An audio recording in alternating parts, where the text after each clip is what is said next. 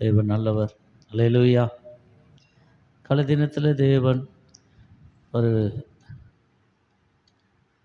ஒரு வெளிப்பாட்டை தந்தார். அது என்னன்னா, ஒரு புதிய வானம் புதிய பூமி புதிய ஆசீர்வாதம் அல்ல.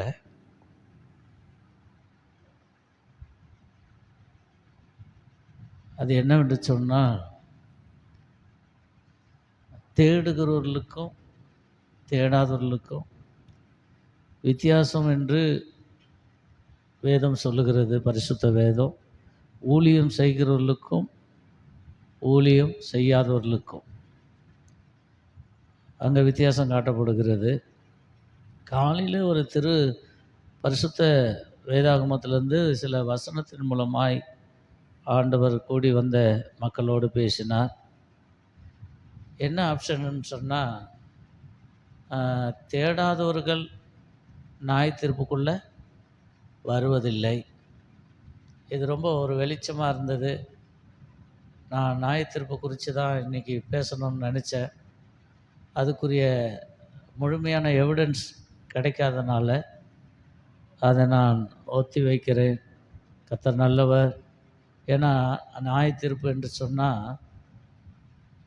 ஒரு பாட்டு பாடி ஒரு வசனத்தை சொல்கிறதில்ல. அதுக்கு அடிப்படையான அநேக வசனங்களை காமிக்கணும். அதற்காக நான் அந்த எனக்குள்ள ஆண்டவர் அப்படி ஒரு பாரத்தை கொடுத்துருக்கிறார். கடைசி நாளும் அல்ல, இயேசுவின் வருகை நாளும் அல்ல. சொல்லுங்கள் அல்லேலூயா. இன்னும் பூர்ணப்பட வேண்டியது, நல்லா கவனிங்க, இன்னும் பூர்ணப்பட வேண்டியது அநேகமாக இருக்குது. இன்னும் பலப்பட வேண்டியது ஏராளமாக இருக்குது. இன்னும் பெற வேண்டியது தாராளமாக இருக்கிறது. இன்னும் நாம் ஆயத்தப்பட வேண்டியது அதுவும் வெயிட்டிங்கில் இருக்குது. சொல்லுங்கள் அல்லேலூயா. அப்போ இதன் மத்தியில் ஆண்டவர் எடுத்த அந்த செய்தியில் கடைசியாக ஒரு வெளிச்சத்தை காமித்தார். அந்த செய்தி எதில் எடுத்தார்னு சொன்னால், மத்திய 7ஆம் அத்தியாயத்தில் கடைசி, 8ஆம் அத்தியாயத்தில் கடைசி எடுத்தேன். நான் வைத்து கொண்டு இருந்தது மத்திய 17ஆம் அத்தியாயம் கடைசி. ஆனால் ஆண்டவர் அப்படியே என்ன பண்ணார், சப்ஜெக்டை மாற்றுறது கொஞ்சம் விவரமாகவோ இல்லை தாளச்சி படித்தவங்கக்கிட்ட மாற்றினா கூட அப்படியே உருட்டிடுவாங்க, சமாளிச்சிடுவாங்க நம்ம பாஷையில். ஆனால் என்கிட்ட திடீர்னு மாற்றிட்டார். மத்திய 17 என்ன சொல்லப்படுகிறது, பேதுருடைய நிலையை குறித்து கர்த்தர் பேசுகிறார். அப்படி தானே தம்பி? பேதுருடைய நிலை, பேதுருடைய கஷ்ட நஷ்டங்களை குறித்து ஆண்டவர் என்ன பண்ணுறாரு. அப்படின்னா ஒரு மனுஷனுடைய, அவரை தேடுகிற பிள்ளைகளுடைய, அவருக்கு ஊழியம் செய்கிற அவர்களுடைய மனநிலையை கர்த்தர் அறிந்து அங்கே என்ன பண்ணுறாரு, ஒரு காரியத்தை சொல்கிறார். நீ போய் என்ன பண்ணு. அதுதான் அந்த 17 கடைசி ஒரு 3 வசனத்தில் கொடுக்கப்படுகிற ஒரு வார்த்தை. என்னென்னா, நீ போய் என்ன பண்ணு, மீன் பிடி. அந்த முதல்ல சாப்பிட்ற மீனில் வயிற்றில் என்ன இருக்கும், வெள்ளி பணம் இருக்கும். சொல்லுங்களே லூயா. அது உனக்கு எனக்கு என்ன பண்ணிவிடு, ஷேர் பண்ணிவிடு. அருமையான சபினா கூட சொன்னாங்க, சரீர பலவீனம் யாரிடத்துல சொல்கிறது, நம்மளுக்கு ஒரே ஒரு ஆப்ஷன் தான் அங்கே இயேசு தான். புரியுதுங்களா? அப்புறம் எத்தனை பேர்கிட்ட வேணாலும் சொல்லிக்கலாம். சில பேர் சொல்கிறவங்க எப்படி வேணாலும் நம்மளை பேசுவாங்க. அப்புறம் தேவை, 4 தினத்தில் ஒரு தேவை. இந்த தேவையை எப்படி அதை நிறைவேற்ற முடியும்னா, அவரை நம்பியிருந்தால் அதுக்கேற்ற வழிகளையும் ஆப்ஷனையும் அவர் உண்டு பண்ணுவார்.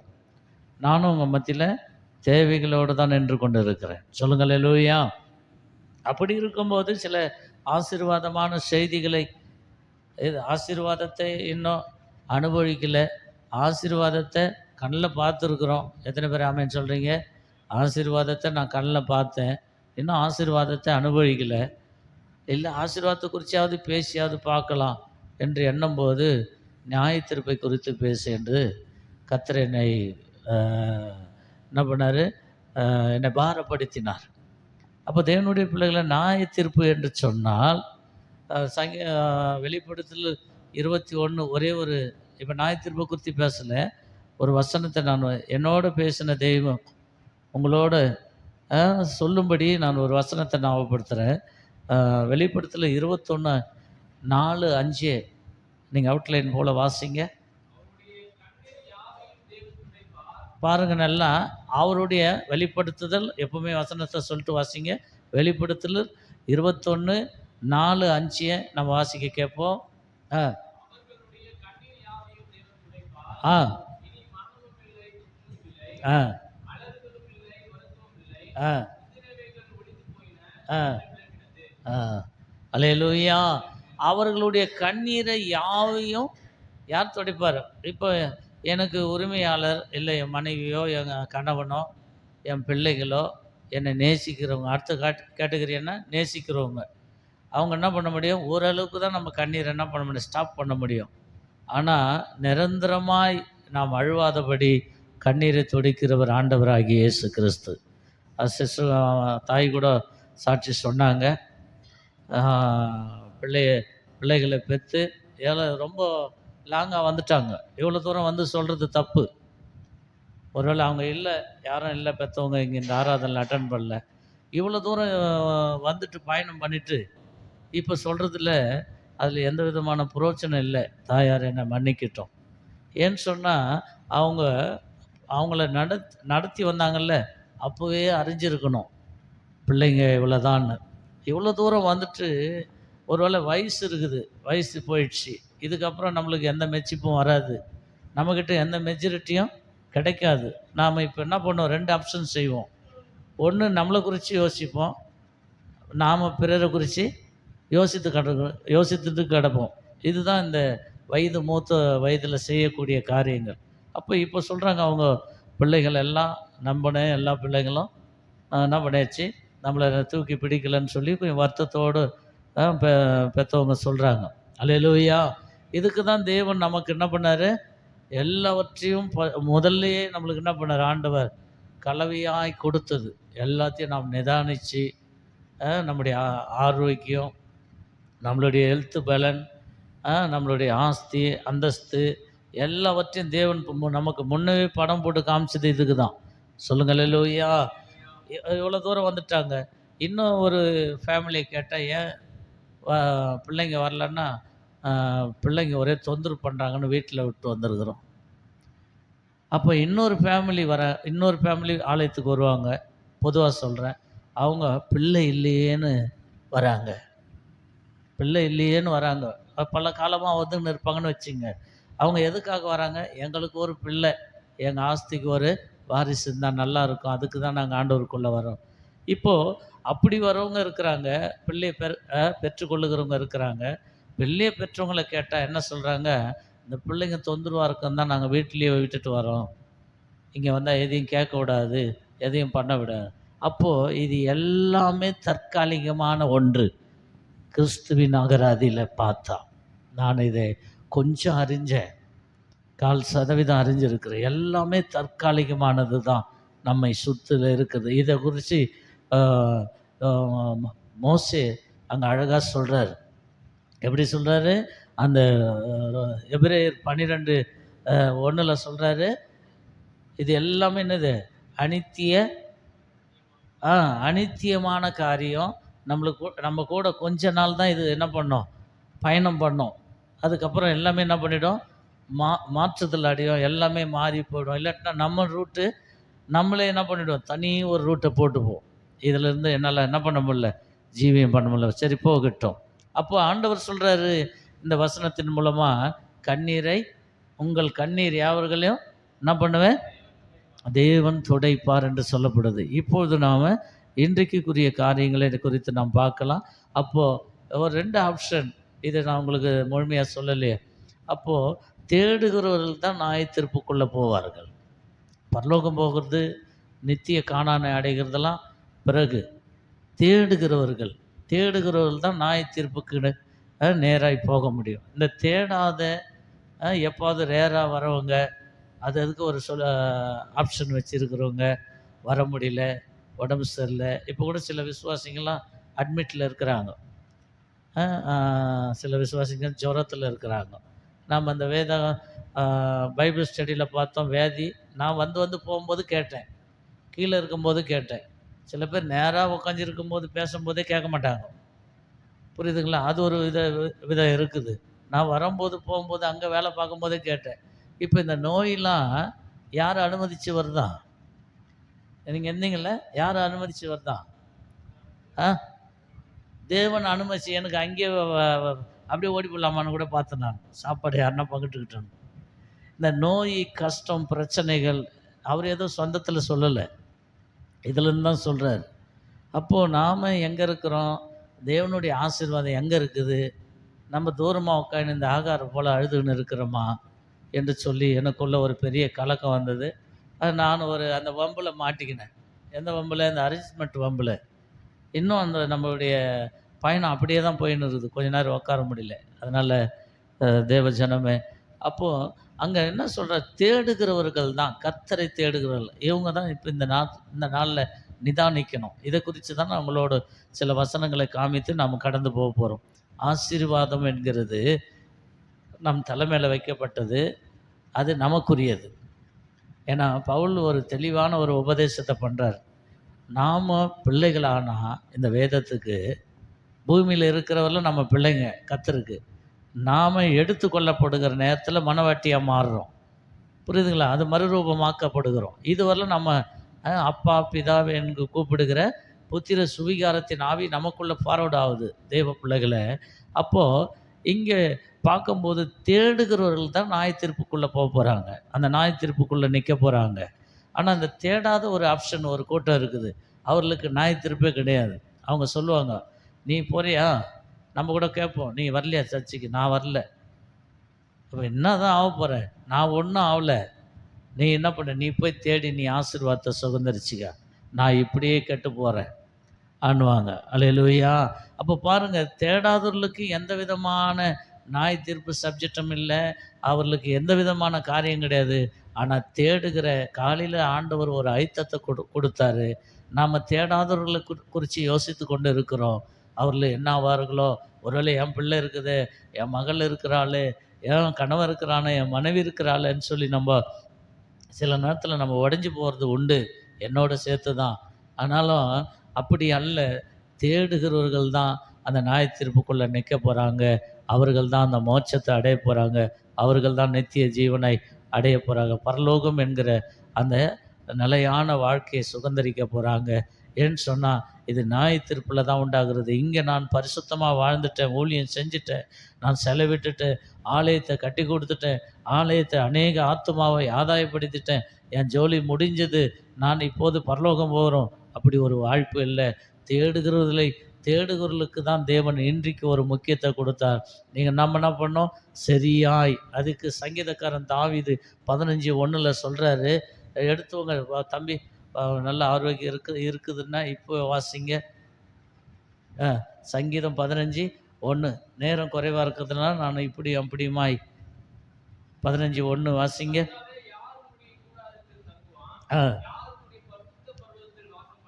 போதும் பாருங்கள், பரிசுத்த பர்வதம் எங்கே இருக்கிறது? நாம் நிற்கிற இடமல்ல, தேவனுடைய. அதை குறித்து தான் நான் இப்போ எடுக்க போகிறேன். இங்கே ஒரு சுத்திகரிப்பை காமித்து நான் என்ன டக்குன்னு முடிக்க போகிறேன். என்ன சொன்னால், தேவனுடைய பிள்ளைகளை ஆழமாக போனால் எனக்கு எனக்கு எனக்கு ஆசீர்வாதம் எனக்கு பிடிக்கும். ஆழமாக போனால் சில பேருக்கு என்ன பண்ணாது, பிடிக்காது. அப்போ தேவனுடைய பிள்ளைகள் நியாய தீர்ப்பு என்று சொன்னால் நமக்கு அதிர்ச்சி ஆகும். நியாய தீர்ப்பை குறித்து நான் வருகிற நாட்களில் நிச்சயமாக எவிடன்ஸோடு, தேவனுடைய ப்ரெசன்ஸோடு வந்தவங்களோடு நான் பேச ஆசை உள்ளவனாக இருக்கிறேன். எனக்கும் அந்த நியாய தீர்ப்பு. அப்போது தேடுகிற இன்றைக்கி நாம் கவலைப்பட்டு கொண்டு இருக்கிறோம், நான் தப்பிச்சேன், நான் தேடிக்கொண்டு இருக்கிறேன், நான் ஊழியம் செய்கிறேன், நான் பாட்டு போகிறேன், நான் ஜெபம் பண்ணுறேன், நான் உபவாசம் பண்ணுறேன், எனக்கு அப்படி ஒன்றும் இல்லை என்று சொல்லி இயேசுவின் காலத்திலே என்ன ஆச்சு? அது கர்த்தர் விலக்கி கொடுத்தார். யார் என்று சொன்னார்? நீர் அல்ல, அவனே என்று சொன்னார். சொல்லுங்கள் அல்லேலூயா. எத்தனை பேருக்கு புரிஞ்சது? நீ இல்லை, இவன் எல்லாம் அறிந்தவன், நீ இல்லை, இவனே. அவங்ககிட்ட என்ன இருந்தது? அவன் தூரப்படுத்துகிற பாவி அல்ல, அவன் தாழ்த்துகிற பக்குவம் உள்ளவனாக இருந்ததுனால இன்றைக்கி தேவ சமூகத்தில் நாம் நேரத்தோடு வந்து தேவ சன்னிதானத்தில் உட்காந்து ஆராதனை தொடங்கிறதுக்கு முன்னே, அங்கே தோத்திரம் போடுறதுக்கு முன்னே நாம் யார் ஒருவர் பாவத்தை அறிக்கை செய்து, இந்த நாளிலே நான் கடந்து வந்த பாதையிலே ஆண்டவரே நான் செய்த பாவங்களையும் நான் செய்த ஆண்டவரே ஸ்தோத்திரம் எல்லாவற்றையும் மன்னியுங்கள் என்று யார் ஒருவர் அறிக்கை செய்து அந்த ஆராதனையில் அர்ப்பணித்து அமர்ந்து கொண்டிருக்கிறோமோ அவர்கள் தேவனுடைய புத்திரர்களாய் மாறுவார்கள். சொல்லுங்கள் அல்லேலூயா. அவர்களுக்கு தேவனுடைய ஆசீர்வாதம் நிச்சயமாக இந்த பூமியில் மிகுதியாய் கிடைக்கும். எத்தனை பேர் ஆமென் சொல்கிறீங்க? அப்போது இங்கே சொல்கிறாரு, தாவீது ஒரு அனுபவத்தில் சொல்கிறாரு. என்ன அனுபவம்? யார் போதும் தங்கிறது யார் வேணாலும் தங்கிக்கலாம், அது சூழ்நிலை சாதகமாக இருந்தால் தங்குவாங்க. ஆனால் போகிறதை குறித்து இந்த தாவீது சொல்கிறார், யார் உன் பரிசுத்த பர்வதத்துக்குள்ளே யார் வாசம் பண்ண முடியும்? அல்லேலூயா. அப்போ தேவனுடைய பிள்ளைகளை கையினால் கட்டப்பட்டதும் கை வேலையினால் அலங்கரிக்கப்பட்டதிலும் தேவன் என்ன பண்ணல? வாசம் பண்ணலை. ஆண்டவர் நமக்குள்ளே இந்த மண்பாண்டத்துக்குள்ளே அவர் அபிஷேகத்தை வைத்து அவர் நமக்குள்ளே என்ன பண்ணுறார்? வாசமாக இருக்கிறார். அதான் பவுல் சொல்லும்போது, பிரசங்கிக்கும்போது, எங்களுக்குள்ளே வாசமாக இருக்கிறவர், எங்களை வழி நடத்துகிறவர், அவரால் நாங்கள் ஏவப்பட்டு நான் உங்களுக்கு பிரசங்கிக்கிறோம் என்று சொல்லப்படுகிறது. சொல்லுங்கள் அல்லேலூயா. இன்றைக்குரிய அப்போ இதிலேருந்து நல்லா புரிஞ்சு கொள்ளுங்க. தேடாதவர்கள், அதுக்கு ஒரு காரணத்தை சொல்கிறவங்க, காரணம் இல்லாத அது எது ஒன்றும் இல்லாத காரணங்களே சொல்லி கொண்டு ஆராதனையை மிஸ் பண்ணுறவர்கள், தேவனை மகிமைப்படுத்தாதவர்கள், தேவனை பின்பற்றாதவர்கள், தேவனை ஆராதிக்காதவர்கள், தேவனை குறித்து இது எல்லாம் கிறிஸ்துவர்கள் எல்லாம் தேவனை குறித்து முக்கியப்படுத்தாதவர்கள், தேவனை வாழ்க்கையில் மையப்படுத்தாதவர்கள், அத்தனை பேருக்கு நியாய தீர்ப்பு கிடையாது. இதுக்கு எப்படி ஏதுன்னு நீங்கள் கேட்டிங்கன்னா நான் பிறகு சொல்கிறேன். இவர்களுக்கெல்லாம் நியாய தீர்ப்பு கிடையாது. ஏன்னு சொன்னால் அவர்கள் இப்போ எல்லா கட்டளையும் எல்லா நியமங்களையும் அவர்கள் என்ன பண்ணார்கள்? உடைத்து போட்டார்கள்.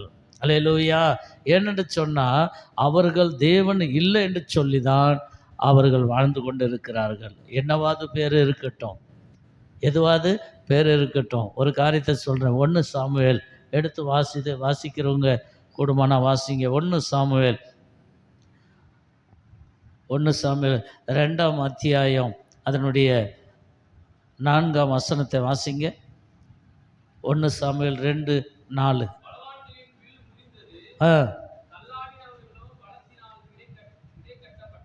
அல்லேலூயா.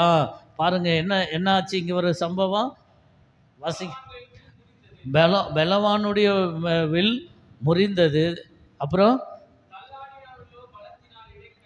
தள்ளாடினவர்களோ, அதாவது பேச்சுக்கு ஆளானவர்களோ, அற்பமாய் தெரிந்தவர்களோ, அவர்கள் எப்படி ஆனார்கள்? பலத்தினால், கர்த்தருடைய பலத்தினால் இடை கட்டப்பட்டார்கள். சொல்லுங்கள் அல்லேலூயா. அப்போது அதான் ஆண்டவர் சொன்னார், ஆரம்பத்தை என்ன பண்ணாத, அசட்டை பண்ணாதன்னு. அப்போ தேவனுடைய பிள்ளைகளை, அப்போ நின்று கொண்டு இருக்கிற, தேடி கொண்டு இருக்கிற, ஊழியம் செய்து கொண்டு இருக்கிற நாமளே அந்த நியாய தீர்ப்புக்கு முன்பதாய் நிற்க வேண்டியதாக இருக்கிறது. நியாய தீர்ப்பு என்ன? தேவனுக்கு முன்னே, தேவனுடைய பிரசன்னத்துக்கு முன்னே, தேவனுடைய சிங்காசனத்துக்கு முன்னே நாம் நிற்க வேண்டியது அவசியமாக. ஏனென்று சொன்னால் அவர்கள் விழுந்து போனார்கள். அல்லேலூயா. தேவனை பின்பற்றினவர்கள் எப்படி வனாந்தரத்தில் அழகாய் அடிமைத்தனத்திலிருந்து கொண்டு வரப்பட்ட தேவனுடைய பிள்ளைகள் எப்படி அவர்கள் வாயினாலே, அவர்களுடைய செயல்னாலே, அவர்களுடைய தேடாமை உள்ளதனால அவர்கள் எப்படி வனாந்தரத்தில் விழுந்தார்கள், வனாந்தரத்தில் மரித்தார்கள், வனாந்தரத்தில் வேதிப்பட்டார்கள், வனாந்தரத்தில் கைவிடப்பட்டார்கள், வனாந்தரத்தில் தேவனால் மறக்கப்பட்டார்கள் என்று சொல்லப்படுகிறது. எப்படி அவர்கள் விழுந்தார்களோ அவர்கள் கற்பனையோடு விழுந்தார்கள். எப்படி அன்றைக்கு பிசாசு தன்னை தேவனை விட பெரியவன் என்று எண்ணும்போது அவனை என்ன பண்ணார்? ஆண்டவர் கீழே தள்ளினது போல இவர்கள் தேவனை முக்கியப்படுத்தாமல், கொண்டு வந்த கர்த்தரை முக்கியப்படுத்தாமல், அவரை தொழுது கொள்ளாமல், அவருக்கு பலி செலுத்தாமல் இவர்கள் என்ன பண்ணார்கள்? சுய காரியங்கள் மேல் நோக்கமாக இருந்ததுனால அவர்கள் ஒவ்வொருத்தரும், ஒவ்வொரு சந்ததியும் ஒவ்வொரு விதத்தில் அகப்பட்டார்கள். சொல்லுங்கள் அல்லேலூயா. அவர்களுக்கு முன்ன வைத்த அந்த ஆசீர்வாதத்தை கேட்க முடிஞ்சது, பார்க்க முடிஞ்சது, அனுபவிக்க முடியல. எத்தனை பேருக்கு புரிஞ்சுது? சொல்லுங்கள் அல்லேலூயா. அதற்கு தான் இப்போது சில வசனங்களை காமித்து நான் முடிக்கிறேன்.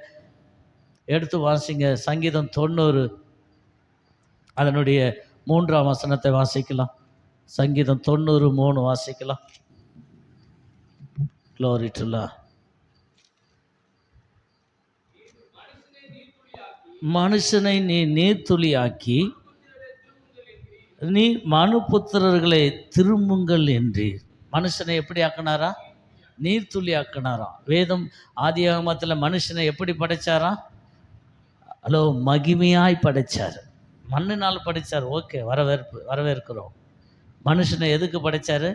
அந்த மகிமையை அவனுக்கு செலுத்தி படைச்சார். அங்கே சொல்லப்படுகிறது ஆதியாகமம் 3ஆம் அத்தியாயம் அதனுடைய 8ஆம் வசனத்தை வாசிக்கும்போது, ஆதியாகமம் 3:8,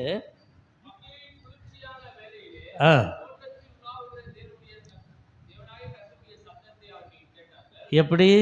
இதுதான் மகிமை, தேவனுடைய சத்தத்தை. இன்றைக்கு நாம் என்ன பண்ணுறோம்? அட்லீஸ்ட் நமக்கு எதிராய் பேசுகிற, எதிரானா நமக்கு எதிராய் பிரசங்கிக்கிற அந்த வார்த்தையை நம்மளால் என்ன பண்ண முடியல, கேட்க முடியல, கேட்டாலும் ஜீர்ணிக்க முடியல. ஆனால் இவர்கள் 7ஆம் வசனத்தை வாசிக்கும்போது,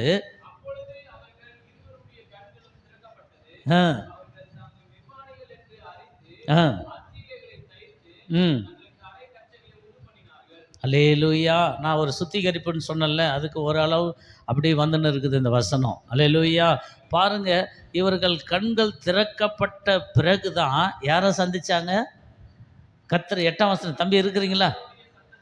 கர்த்தருடைய சத்தத்தை அவர்கள் கேட்டார்கள். சொல்லுங்க அல்லேலூயா. இவர்கள் கண்கள் திறக்கப்பட்ட பிறகு தான் இந்த ஆதாமும் ஏவாளும், இவங்க 2 பேருமே தேவனுடைய மகிமைக்கு ஒப்பானவங்க. எத்தனை பேருக்கு புரிஞ்சுது? சொல்லுங்க அல்லேலூயா. மகிமை, தேவ பிரசன்னம், தேவ அபிஷேகம், இது நாம் கூடி வருகிற நேரத்தில் மாத்திரம் ஃபார்வர்டு ஆகிறது, நம்மை நாமே ஏமாற்றி கொள்ளுகிறது. எத்தனை பேர் ஆமென் சொல்கிறீங்க? இந்த மகிமை, தேவனுடைய வழி நடத்துதல், அபிஷேகம், இது எப்போ நாம் எந்த தேதியில் பெற்றோமோ, எந்த தேதியில் நம்மளுக்கு பிறந்த நாள்னு ஞாபகம் வச்சுருப்போம், எந்த தேதியில் திருமண நாள்னு வச்சுருப்போம், அப்படியே எந்த தேதியில் ஒரு பொருளை வாங்கணும்னு ஞாபகம் வச்சுருப்போம். அப்போ தேவனுடைய பிள்ளைகளை அபிஷேகமும் நாம் பெற்ற நாள், தேவன் நம்மை சந்தித்த நாள் என்று சொல்லி நமக்கு ஒரு, அந்த நாள்லேருந்து எல்லா நாளும் நமக்குள்ள அந்த அபிஷேகம், அந்த வரங்களும் கனிகளும் கிரியை செய்து கொண்டு இருக்கும். இது அது கொடுக்கும்போதே ஆண்டவர் சொன்னது இல்லை, மாதத்தில் ஒரு நாள் இது என்ன பண்ணும், ஃபார்வர்ட் ஆகும், வருஷத்தில் ஒரு நாள் ஃபார்வர்ட் ஆகும், வாரத்தில் ஒரு நாள் ஃபார்வர்ட் ஆகும், திங்கக்கிழமைலேருந்து சனிக்கிழமை வரலாம் அபிஷேகம் கிரியை செய்யாதன்னு சொல்லலை. சொல்லுங்க அல்லேலூயா. 6ஆம் வசனத்தில் ஒரு சம்பவம் நடக்குது, அங்கேயே வாசிக்கலாம். 3:6.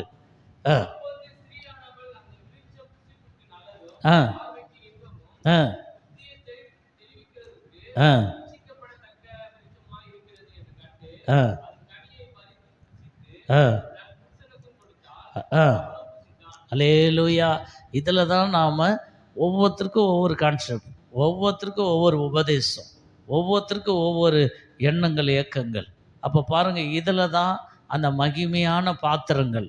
ஆதாம எவ்வளோ மகிமையை பெற்றானோ அதே மகிமை சேம் ஏவாளுக்கும் தேவன் கொடுத்து வச்சிருந்தார். எத்தனை பேர் ஆமென் சொல்கிறீங்க?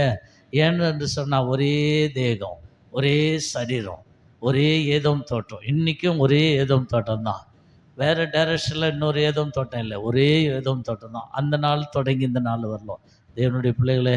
அப்போ இது எதை குறிக்கிறது என்று சொன்னால், ஒரு ஆயத்தம் குறிக்கிறது, ஒரு சுத்திகரிப்பை குறிக்கிறது. இந்த நீதி உள்ள தேவனை நாம் எப்படியாய் பின்பற்றணும். எனக்கு பின்னாடி வருகிறார்கள் நிறைய பேர், அவர்கள் பைபிள் கிளாஸ் எடுக்கிறார்கள், மறைப்பொருள்களை வெளிப்படுத்துகிறார்கள். நான் ஏதோ இந்த யோவான் ஸ்தானகனை போல சில காரியங்களை என்ன பண்ண, அவன் வனாந்தரத்தில் கூவினது போல சில காரியங்கள் எனக்கு வருத்தம் இருக்கிறது, தேவை இருக்கிறது, எல்லாம் பூர்த்தியாக்கப்பட்டு பேசுகிறவனுடைய பேச்சியை நம்ம என்ன பண்ண முடியாது, நம்ப முடியாது. எனக்கு வலி இருக்கிறது, வேதனை இருக்கிறது, பசி இருக்கிறது, தேவைகள் என் கண் முன்னே நிற்கிறது, ஆத்துமா பாரம் இருக்கிறது, இப்படி எனக்கு பலவீனம் இருக்குது. இதன் மத்தியில் எதுக்கு இப்படி வரிசையாக சொல்லுகிறேன் என்று சொன்னால், தேவனுடைய பிள்ளைகளை, இதன் மத்தியிலே தேவனை தூக்கி பிடித்து கொண்டு இருக்கிறேன், தேவனுடைய நாமத்தை உயர்த்தி கொண்டு இருக்கிறேன். அப்போது இவர்கள் கண்கள் இப்படியாய் உலாவி கொண்டிருந்தார்கள். உங்களுக்கு நல்லா நமக்கு இந்த வரலாறு தெரியும். இவர்கள் கண்கள் திறக்கப்பட்ட மாத்திரமே, 8ஆம் வசனத்தை மறுபடியும் ரிவைண்ட் பண்ணும்போது,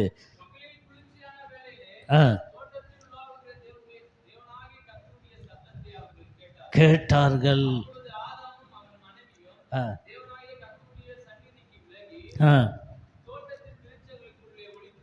அல்லேலூயா.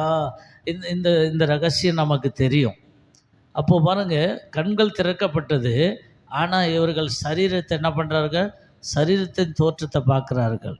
இன்றைக்கு கூட அநேகர் இப்படி தான் நம்மளை பார்த்து கொண்டு இருப்பார்கள். அதை குறித்து நீங்கள் கொஞ்சம் கூட என்ன பண்ணாதீங்க, கலங்காதீங்க, பயப்படாதீங்க. கர்த்தர் நல்லவர். அல்லேலூயா.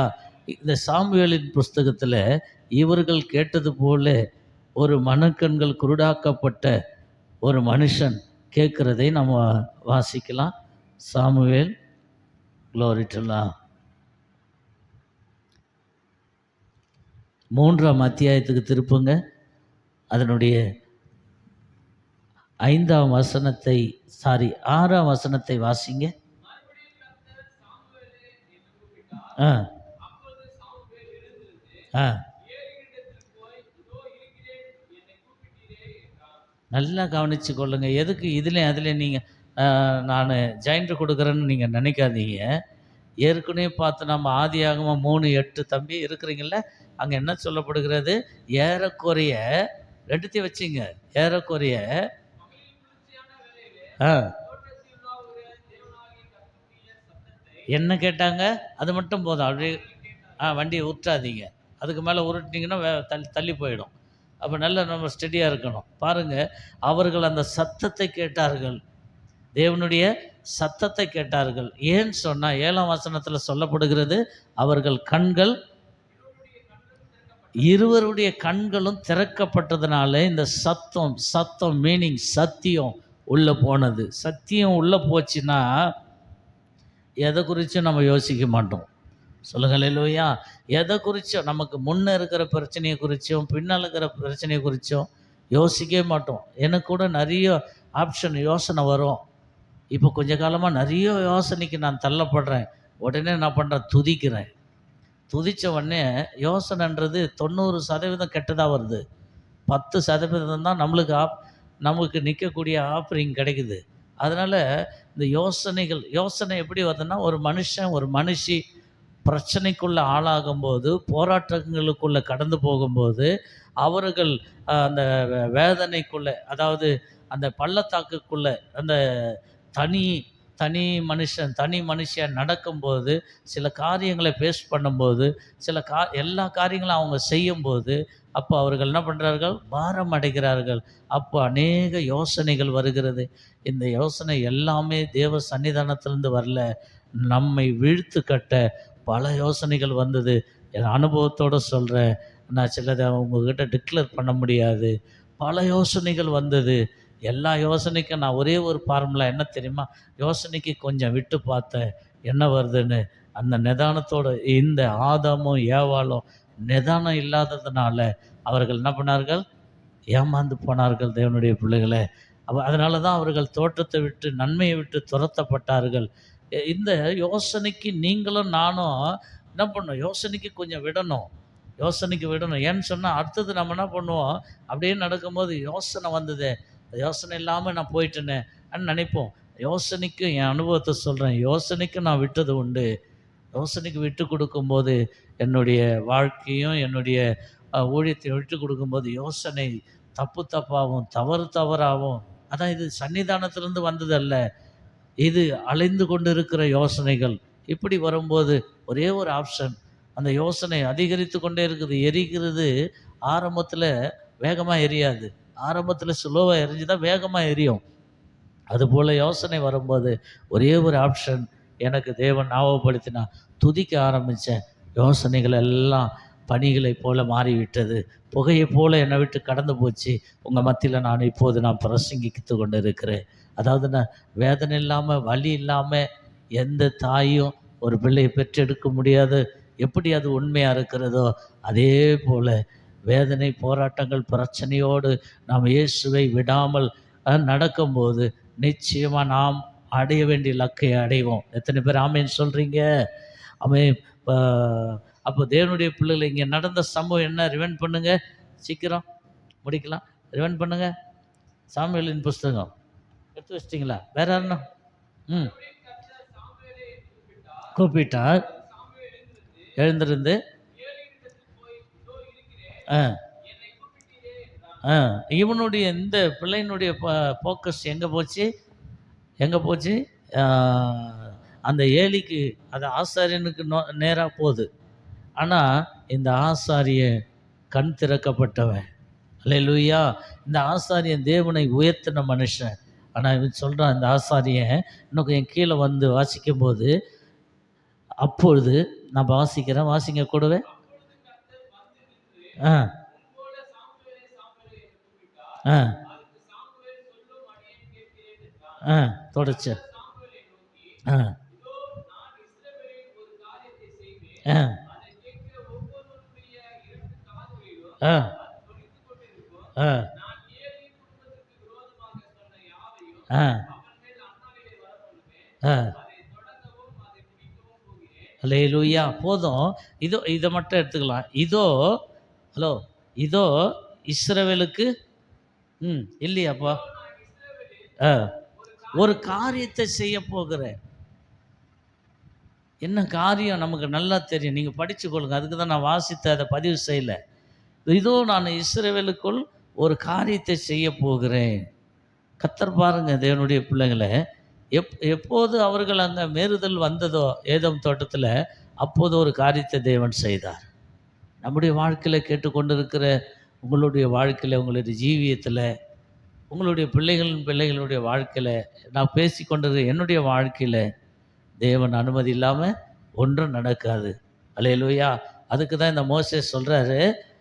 இந்த சங்கீதத்தில் வாசித்தோம்ல, சங்கீதத்தில் என்ன வாசித்தோம்? 90ஆம் சங்கீதத்தில் என்ன வாசித்தோம்? ஆ மனுஷனை நீர்த்துளியாக்கி மனுபுத்திரரை திரும்புங்கள் என்கிறீர். அதுக்கு தான் அங்கே 15ஆம் வசனத்தில் அவர் சொல்கிறாரு. அதே இடத்துல வாசிங்க, 15 வாசிங்க. இந்த மோசே நல்லா புரிந்து கொண்டார் தேவவாது. ம் ம் சங்கீதம் சங்கீதம் வாசிக்கிறீங்களா? ஆ ஆ சரியா மகிழ்ச்சியாக்கும். அல்லேலூயா! இந்த சூழ்நிலையில் தான் இந்த மோசே ஒரு ஜெபத்தை ஏறெடுக்கிறார். தனக்காக அல்ல, எல்லாருக்காகவும் எடுக்கிறார். ஏன்னா மேலே சொல்லப்படுகிறது, அவன் மனுஷன் என்ன பண்ணுவாராம்? நீர்த்துளி ஆக்குவேன் என்று சொன்னார். இன்னும் நிறைய மறைப்பொருள்களை பேசுவோம், கேட்கவும். ஒருவேளை நீங்கள் பேசி நானும் கேட்கவும், நான் பேசி நீங்கள் கேட்கவும், நாளுக்கு நாள் இந்த கடைசியாக வார்த்தை யாரிடத்தில் இருக்குதோ அவர்கள் தான் இந்த பூமி மேல் சிறந்து இருப்பார்கள். சொல்லுங்கள் அல்லேலூயா! வார்த்தை இல்லாதவர்கள், அவர்கள் என்ன பண்ணுவார்கள்? இங்கும் அங்குமாய் அலைந்து கொண்டு இருப்பார்கள். அதுக்கு அடையாளம் மத்திய 7ஆம் அத்தியாயம் அதனுடைய 25, 26, 27. சொல்லுங்கள் அல்லேலூயா! அங்கே என்ன சொல்லப்படுது? வார்த்தையின்படி கட்டினவர்கள், வார்த்தையை அலட்சிய பண்ணினவர்கள். அங்கே 2 தரப்பட்ட மக்களை நாம் பார்க்குறோம். அல்லேலூயா! தன் பேரில் கட்டினவர்கள், புரியுதுங்களா? தேவன் மேல் நம்பி தேவன் பேர் மேலே கட்டினவர்கள், அவர்கள் எத்தனை போராட்டம், எத்தனை பிரச்சனை. இப்போ நமக்கு முன்ன கூட உங்களுக்கு கூட அத்தனை தேவைகள் இருக்கும். நாளைக்கு பொழுது, நான் ஓப்பனாக சொல்கிறேன், நாளைக்கு பொழுது விடியாத இருந்தால் எனக்கு நல்லது. பார்த்தீங்களா? நீங்கள் சொல்கிறீங்களே, நான் எந்த பலத்தில் உங்களோட நான் பேசிக்கிறேன். நாளைக்கு பொழுது விடியாமல் அப்படியே இருந்தால் கூட எனக்கு சமாதானம் தான். அப்போ பொழுது விடிஞ்சா என்னது? பிரச்சனைக்கு நான் ஆளாகணும். அப்போ இது எல்லாவற்றிலையும் தேவன் நம்மை நடத்தி வருகிறார். அதான் சொல்லப்படுகிறது அப்போஸ்தலர் நடவடிக்கை புஸ்தகத்தில், இவர்கள் எப்படியா? ஆசீர்வாதத்துக்குன்னு வந்தவங்க இல்லை, மகா பெரிய உபத்திரத்துலேருந்து வந்தவங்க. எத்தனை பேர் ஆமேன்னு சொல்கிறீங்க? இது முழுமையான சத்தியம், முழுமையான உபதேசம். இவர்கள் என்ன மகா பெரிய, எங்க இதுக்கு போய் ஒரு பெரிய கட்டவுட் வைக்க முடியுமா உபத்திரத்துக்கு? இன்றைக்கி கண்ணீருக்கு வைக்கிறாங்க, கண்ணீர் அஞ்சலின்னு. இதெல்லாம் ஒரு 50 வருஷத்துக்கு முன்னே கிடையாது. அது வீட்டோடு போயிடும். அப்போ பாருங்கள், இது இவர் யாருங்க? இவங்க யாருன்னு சொல்லும்போது பரலோகம் சொல்லுது, மகா உபத்திரத்திலிருந்து தேவனை பின்பற்றினவங்க. என்ன சொல்கிறீங்க? இதுக்கு முன்னே ஆசீர்வாதம் எங்கே போச்சு? இவர்களுக்கு முன்னே ஆசீர்வாதம் எந்த இடத்துல புதைஞ்சி கிடந்தது? இவங்களுக்குரிய ஆசீர்வாதம் எங்கே? அப்போ தேவனுடைய பிள்ளைகளே, அப்போ நமக்கு யார் எது ஃபஸ்ட்டு வேணும்? ஃபஸ்ட்டு நமக்கு ஆண்டவன், ரெண்டாவது அவருடைய நடத்துதல், மூன்றாவது அவருடைய நன்மை ஆசீர்வாதம். சொல்லுங்கள் அல்லேலூயா. அப்போ தேவனுடைய பிள்ளைகளை சரியான மகிழ்ச்சிக்குள்ள கர்த்தர் நடத்த வேண்டும் என்று சொல்லி இந்த மோசே என்ன பண்ண பரிதவித்து ஜெபிக்கிறதை நாம் பார்க்குறோம். இங்கே சாமுவேல் புஸ்தகத்தில் நான் சொல்லி முடிக்கிறேன் பாருங்க. இந்த 7 இடத்துல ரகசியத்தை தேவன் செய்ய போகிறதை சொல்லாமல் பேசின தேவன், ஏலி தமக்காக கர்த்தருக்காக செயல்பட்ட மனுஷன். ஆனால் யாரிடத்துல சொன்னான்? அர்ப்பணிக்கப்பட்ட பிள்ளையோடு சாமுவேலோடு கர்த்தர் பேசுகிறதை பார்க்குறோம். பேசி முடிஞ்ச உடனே கடைசிக்கு முன்ன வாசிங்க அந்த வேதாகமத்திலே.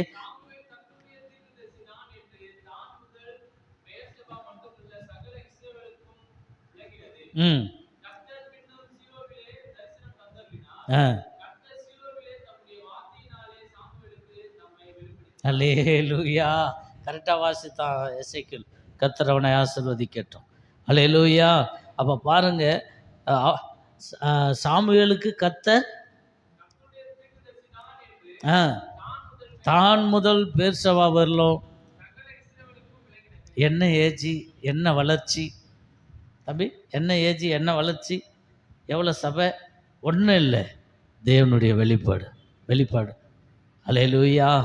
அங்கே கிடைக்க வேண்டிய மனுஷனுக்கு கிடைக்காம ஏலியே ஆண்டவர் வேர்ல்டில் வச்சுட்டு இந்த சாமுவேல் பொருத்தனை உள்ள இந்த பிள்ளையை கையில் எடுக்கிறார். தேவனுடைய பிள்ளைகளை, இதை குறித்து உங்களுக்கு நிறைய ரகசியம் புறப்படலாம்.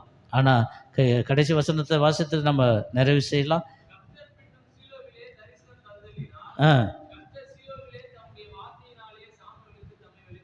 அல்லேலூயா. ஃபஸ்ட்டு பேசினார், அறியாமல் இருந்தான். ஒரு காலத்தில் நாம் அப்படி தான் இருந்தோம். நானும் உட்காந்து கேட்டிருந்தேன், என்னன்னு தெரியாது. சர்ச்சுக்கு வந்துட்டேன், காணிக்கு போட்டேன், பொண்டாட்டி பிள்ளையோடு வந்தேன், அந்த பிளஸ்ஸிங்கில் தான் ஓடி இருந்தேன். ஒரு நாள் பேச ஆரம்பித்தேன், இன்னும் பேசி கொண்டு இருக்கிறேன். ஆனால் எவ்வளோ என்ன இதுக்கு கேள்வின்னு சொன்னால், அந்த நோவாவை போல தான் அவர் 120 வருஷம் பேசினார். என்ன கெயின் கிடைச்சது? 7 பேர் கிடைச்சாங்க. 120 வருஷத்துக்கு கரெக்டாக நான் சொல்கிறது, 120 வருஷத்துக்கு 7 பேர் கெயின் கிடைச்சாங்க. 7 பேர் தான் விக்கிட்டு, 7 பேர் தான் விழுந்தாங்க அந்த பிரசங்கத்தில். நான் ஒரு 20 வருஷம் தான் பிரசங்கித்து கொண்டு இருக்கிறேன். நிச்சயமாய் ஒரு பரிசுத்த கூட்டத்தை, தேவனை நம்புகிற பிள்ளைகளை ஆயத்தப்படுத்தி அவர் சிங்காசனத்துக்கு முன்னே, அவர் நியாயஸ்தானத்துக்கு முன்னே கொண்டு போய் நிறுத்துவேன், நானும் போவேன் என்ற அந்த நிச்சய நம்பிக்கையோடு இந்த ஊழியத்தை செய்து கொண்டு இருக்கிறேன். அல்லேலூயா. நாம் எப்படி வாழ்ந்தோம், எப்படி இருக்கிறோம், என்னெல்லாம் செய்கிறோம், இது எவ்வளோ முக்கியமோ அதை விட பரலோகத்துக்கு முன்பதாக, தேவ சித்தத்துக்கு முன்பதாக, தேவனுக்கு முன்பதாக நாம் நிற்க வேண்டியது ரொம்ப அவசியமாக இருக்கிறது. இங்கே எவ்வளோ பேரை நம்ம பிரியப்படுத்துகிறோமோ அது வராது கணக்கில். அவரை பிரியப்படுத்தி நம்ம வாழும்போது நிச்சயமாக நம்மளை ஆண்டவர் இங்கே துடைக்க வேண்டிய இடத்துல துடைப்பார். ரணங்களை ஆற்ற வேண்டிய நேரத்தில் ரணங்களை ஆற்றுவார். உனக்கு உதவி செய்கிற காலங்களில் அவர் உதவி செய்வார். எத்தனை பேர் விசுவாசிக்கிறீங்க? உனக்கு மனுஷ உதவி அற்று போகும்போது என் தேவனுடைய கரம் வெளிப்பட்டு உனக்கு அநேக நன்மைகளை செய்வார். கடைசியாக ஒரே ஒரு வசனத்தை வாசித்து நான் எங்கெங்கே போயிட்டேன்னு நினைக்காதீங்க. கர்த்தர் நல்லவர். நீங்கள் கொஞ்சம் உங்கள் நேரத்தை கொடுத்து நிதானிக்கும் போது நிச்சயமாக இதுக்குரிய ஆசீர்வாதமாக எவிடன்ஸ், இதுக்குரிய டெஸ்ட் மணி உங்கள் வாழ்க்கையில் ஜீவியத்தில் நிச்சயமாக நிறைவேறும், கிடைக்கும் என்று நான் விசுவாசிக்கிறேன். அந்த நம்பிக்கையோடு தான் நான் என்ன பண்ணுறேன், உங்களோட பேசி கொண்டு இருக்கிறேன். பேசக்கூடியவன் அல்ல. இது கழுதுன்னு சொல்கிறதா, மண்ணுன்னு சொல்கிறதா, தூசின்னு சொல்கிறதா, அதிலும் மேலானவன் நான். சொல்லுங்கள் அல்லேலூயா. கர்த்தர் நல்லவர். ஒரே ஒரு வசனத்தை நான் உங்களுக்கு காமிச்சு முடிக்கிறேன். யாத்திராகமம் 3ஆம் அத்தியாயம் அதனுடைய 3ஆம் வசனத்தை நாம் வாசிக்கலாம். 3-4 வாசித்து நாம் கடந்து செல்வோம். எடுத்துங்க வாசிங்க.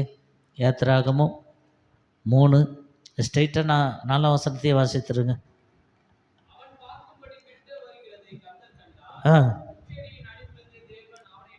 அவனை நோக்கி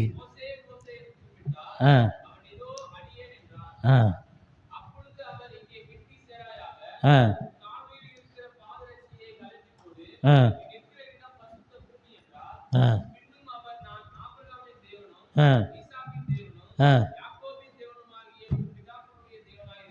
ஆ அல்லேலூயா. இதுதான் அந்த சுத்திகரிப்பு. இதுதான் அந்த சுத்திகரிப்புக்கு ஆரம்பம். அல்லேலூயா. அது ஆரம்பத்தில் வெளிப்படுத்தல 21 4 5 என்ன சொல்லுச்சு? கேட்டவங்க அப்படியே சொல்லுங்கள், மனப்படமாக சொல்லுங்கள். ஒருவேளை பைபிள் இன்னைக்கு சூழ்நிலை கிடைக்குது, வருகிற நாட்களில் பைபிள் கிடைக்காம போச்சுன்னா என்ன பண்ணுறது? அவர்களுடைய கண்ணீர் யாவையும் தேவன் துடைப்பார். இனி மரணமும் இல்லை, துக்கமும் இல்லை, போதும். அழுகிறதும் இல்லை, வருத்தமும் இல்லை. அவர் எல்லாவற்றையும் புதிதாக்குகிறார். சொல்லுங்களே லோய்யா. நம்முடைய ஜீவியத்தை புதிதாக்குகிறார், நம்முடைய ஆசீர்வாதத்தை புதுமையாக்குகிறார். நம்ம எல்லா சூழ்நிலைகளையும் புதிதாக்கி அவர் மறுரூபம் படுத்த நம்மளை இங்கே மேன்மையாக்குகிறார். சொல்லுங்களே லோய்யா. எப்படி அந்த பேதுருக்கு ஒரு ஆசையை உண்டு பண்ணி அநேக 156 7 மீனும் அவளை எண்ணிக்கை மீனை பிடிக்க வைத்து பார்க்க வைத்து உடனே நீ மனுஷனை பிடிப்பாய் என்று சொன்னது போல, அப்படியா தேவன் நம்முடைய கண்ணீரை நிச்சயமாக நான் வெளிப்பாடோடு பேசுகிறேன். என் கண்ணீரும் கேட்குற உங்களுடைய கண்ணீரும் நிச்சயமாய் துடைப்பார். எல்லாம் மறுரூபமாக்கப்படும், எல்லாம் புது புது சிருஷ்டியாய் மாற்றப்படும். நீங்கள் ஒன்றுத்துக்கும் கவலைப்பட வேண்டாம், ஒன்றுத்துக்கும் பாரப்பட வேண்டாம். நான் அனாதியாக இருக்கிறேன், தேவன் என்னை கைவிட்டார், எனக்கு ஆதரவு இல்லை, நான் எங்கே போய் பிழைத்து கொள்ளுகிறது என்று யோசனையோடு அப்படிப்பட்ட ஒரு கான்செப்டில் நீங்கள் தள்ளப்பட்டிருப்பீங்களான்னா, ஆண்டவர் 21 அப்படிப்பட்ட சூழ்நிலை உள்ளவர்களுக்கு தேவன் திருச்சமாய் சொல்லுகிறது, உங்கள் கண்ணீர் யாவையும் தேவன் துடைப்பார். விடுகிற அந்த சூழ்நிலை விடுகிற கண்ணீர் மாத்திரமல்ல, நீங்கள் இதுவரையிலும் பட்ட எல்லா வேதனைக்கும், எல்லா வேக்காலங்களுக்கும், எல்லா பாரங்களுக்கும் கண்ணீரை யாவையும் துடைத்து புதிய வானம் புதிய பூமியை தந்து, புதிய பிளெஸ்ஸிங்கை தந்து, புதிய தேகத்தை கொடுத்து, புதிய ஆத்துமாவை கொடுத்து தேவன் உங்களை வற்றாத நீரூற்றில் நடத்துவார். இது தேவன் உண்டு பண்ணுகிற காரியம். தேவனுடைய பிள்ளைகளை அதான் சொன்னார் இந்த மோசே இடத்துல, நீ என்ன பண்ணு, அவன் அந்த அதிசயத்தை பார்க்கட்டும், அந்த ஆசீர்வாதத்தை அனுபவிக்கட்டும், அதையும் நானும் பார்க்கட்டும் என்று இந்த ஆடு மேய்த்திருந்த ஒரு அர்ப்பணிப்பு இல்லாமல், இந்த மோசே ஒரு பிரஷ்டை இல்லாமல் நான் அந்த அக்னியை பார்க்கட்டும் என்று அவன் ஆசை கொண்டு முயற்சிப்பட்டான். ஆண்டவர் என்ன சொன்னார்? உன் பாதரட்சியை கயிற்று. சொல்லுங்கள் இல்லையா? என்ன பண்ண, உன் பாதரட்சியை கயிற்று. நீ அப்படியே இருந்து, நீ இருக்கிற மாதிரியே இருந்து என்னுடைய பிளஸ்ஸிங்கை நீ பெற முடியாது. உன் பாதரட்சியை கயிற்று. நீ பார்க்கறது, ஆசை கொள்கிறது நல்லது, நீ அனுபவிக்கணும்னா கர்த்தர் சொல்லுகிறார், நீ அனுபவிக்கணும்னா, நீ ஆளுமை பண்ணணும்னு சொன்னால், கர்த்தர் உன்னை தலையாக்கணும்னா, உன்னை ஆண்டவர் உட்கார வச்சு அழகு பார்க்கணும்னா பாதரட்சியை கயிற்றணும். எல்லோரும் அப்படி எழுந்திருக்கலாமா? பாதரட்சியை கயிற்றணும். அவன் ஆசையோடு, அவன் டியூட்டி என்ன? ஆடு மேய்க்கிற டியூட்டி. அப்படியே அது கூட ஆடு அவந்தில்லை, இரவுள்ள ஆடு. வேதம் தெளிவாக சொல்லுகிறது, அந்த இரவுள்ள ஆடு மேய்க்கிறவன் அந்த அக்னியை நான் பார்க்கட்டும், அந்த அற்புத காட்சியை நான் பார்க்கட்டும். நம்முடைய ஜீவியம் எப்படி இருக்கிறது? தேவையை யோசிக்காதீங்க, பின்னால் துரத்துறவர்களை யோசிக்காதீங்க, உங்களை குத்தனவர்களை யோசிக்காதீங்க. அந்த சூழ்நிலையிலேருந்து நம்மளை கடந்து வர செய்தார அவரை யோசித்து பாருங்கள், அவரை முன்பதாக வைத்து பாருங்கள். ஹல்லேலூயா. அவர் தான் சொல்கிறார், நீ அமர்ந்திருந்து நானே தேவன் என்று நீ அறிந்து கொள்வாய். நீ விரும்புகிற காரியங்களை, நீ எதிர்பார்க்குற காரியங்களில், நீ இப்படியெல்லாம் இருக்கணும் என்று எண்ணம் கொள்ளுகிற காரியங்களில் நீ ஒன்று செய்யணும். பிரியமான தேவ பிள்ளைகளை, நீ அமர்ந்திருக்கணும். கர்த்தர் சத்தம் வரலாம் அமர்ந்திருக்கணும். அன்றைக்கு அந்த குட்டி சாமுவேலை கர்த்தர் தெரிந்து கொண்டார். அந்த குட்டி சாமுவேலோடு கர்த்தர் இடைப்பட்டார். அந்த சாமுவேலோடு தேவன் அந்த சாமுவேலை உயர்த்தினார், அதை பிரஸ்தாவப்படுத்தினார். அவனோடு கர்த்தர் இருக்கிறதை அவர் என்ன பண்ணார்? எவிடன்ஸ் காமித்தார், அநேகருக்கு காமித்தார். இஸ்ரவேலில் நான் ஒரு காரியத்தை செய்ய போகிறேன், அவனிடத்தில் அந்த வெளிப்பாட்டை கொடுத்தார். இன்றைக்கு நாம் பேசப்பட்டு கொண்டிருக்கிறோம் இந்த சாமுவேல் தீர்க்கதரிசியை குறித்து. அப்போ தேவனுடைய பிள்ளைகளை நம்ம குறித்து நமக்கு நிறைய டவுட்டு இருக்கலாம். கர்த்தர் தெளிவாக சொல்கிறார், என்னை குறித்து நிறைய டவுட்டு இருக்கலாம். நான் செய்கிற ஊழியம் கரெக்டா? நான் பாடுற பாட்டு கரெக்டா? நான் செயல்படுறது கரெக்டா? என்ன நோக்கத்தோடு நான் வாழ்ந்து கொண்டு இருக்கிறேன். நம்மளை குறித்து ஒவ்வொருத்தரும் யோசிங்கன்னு சொன்னால் பல விதமாக யோசிப்பீங்க. இல்லை, நம்மளை குறித்து நல்ல யோசனையை கர்த்தர் வைத்திருக்கிறார். நம்மளை குறித்து நல்ல நோக்கத்தை வைத்திருக்கிறார். மனுஷன் எண்ணுகிற விதமாய் நம் தேவன் நம்மை அழைத்தவர், தாயின் கருவில் கண்டவர், அவன் பிறக்கும் முன்னே நம்மளை பரிசுத்தப்படுத்தினவர். ஒரு காலமும் அவர் திட்டங்களையும் தீர்மானத்தையும் நம்ம ஆராதனையில் கூட கவனித்தோம். சில பாடல்கள் இதுக்கு ஏற்றதை, இந்த சத்தியத்துக்கு ஏற்ற பாடல்கள் பாட கர்த்தர் உதவி செய்தார். அப்போ நீ எண்ணுகிறது போல அல்ல, தேவனுடைய எண்ணங்களை இயக்கங்களை நாம் அறிந்து கொண்டு செயல்படுவோம். நாம் அனாதிகள் அல்ல, நாம் வனாந்தரத்தில் வாழலை, நாம் தேவன் விரும்புகிற வாழ்க்கையை வாழ்ந்து கொண்டிருக்கிறோம் என்று அப்போது தேவன் நமக்கு புரிய பண்ணுவார், அறிய பண்ணுவார். கர்த்தர் நம்மோடு பேசியிருக்கிறார், நம்மை ஆசீர்வதிப்பார். என்னவென்று சொன்னால், துன்பப்பட்ட நாட்களுக்கும் நான் துயரத்தை கண்ட வருஷங்களுக்கும் தேவரீ, அது மோசேக்கு மாத்திரம் அவன் எடுத்த ஜெபம் அல்ல, அவன் பாரத்துக்கு அவனை சார்ந்திருக்கிற மக்களுக்கு சேர்ந்து எடுத்தது தான்.